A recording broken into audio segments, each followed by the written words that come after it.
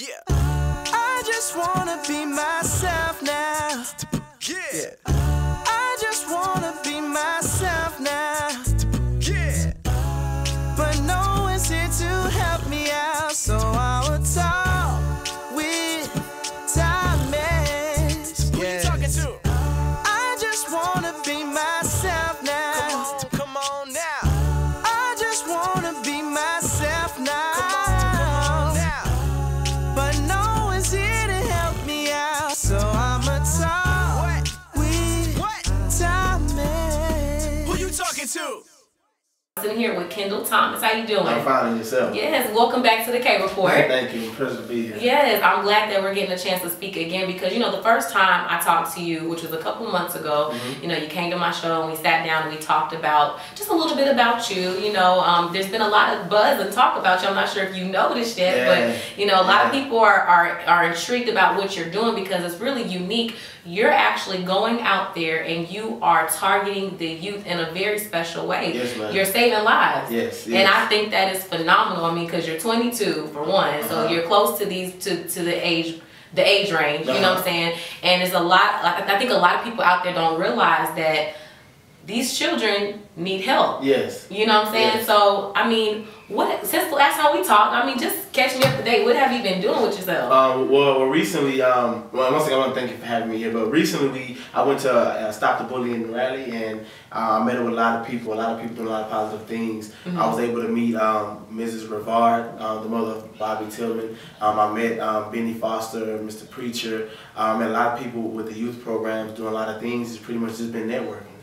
Pretty much. And when did this take place? This was March 5th. March 5th. Yeah, it was March 5th. It was a real big Stop the Bully rally for the death of Bobby Tillman. Yeah. And it was like hundreds of people there, you know, just pretty much supporting Mrs. Rivarde and their family and their loss. And a lot of people who's not up to date with the whole Bobby Tillman situation, if you can just briefly tell them what happened, because I think by you sharing this story, people will understand why you do what you do. Okay, yeah, Bobby Tillman was an 18-year-old individual. He was, you know, brutally beaten by 4 other teens. He was just picked randomly, and they pretty much just beat him to death.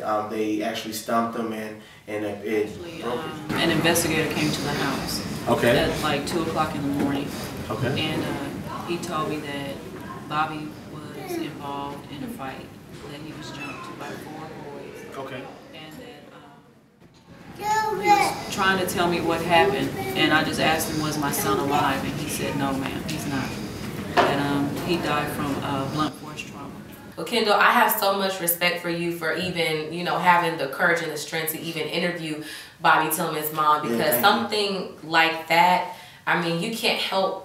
I mean, it's just natural to be emotional hearing a story like that. Yes. You know, so for you to have interviewed her and got that out of her, I mean, I applaud you for that. Yeah, thank you. Yeah, so when you hear stories like this, I mean, a teenage boy at a party, going out, not thinking anything crazy is gonna happen except the fact that he's going out to have a good time with his friends.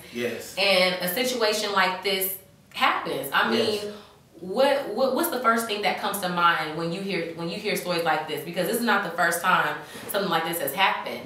You know, but it did make a lot of headline news here in Atlanta. So I mean, what were your thoughts? It needs to stop. So you were saying that he went to a party on the 6th? Yes. Bobby was pronounced dead on November 7th. So it was on November 7th? It was 12:30 a.m.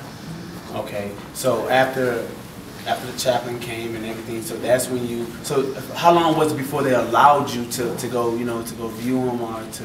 I didn't see Bobby again until I seen him in the casket. I didn't want to see him because I didn't know what,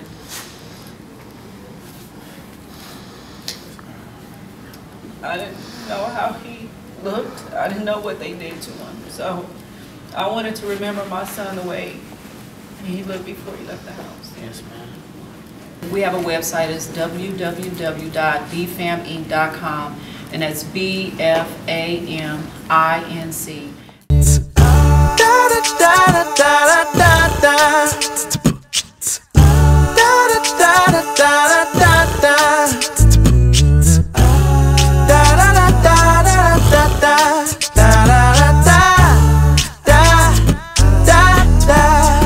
Who you talking to?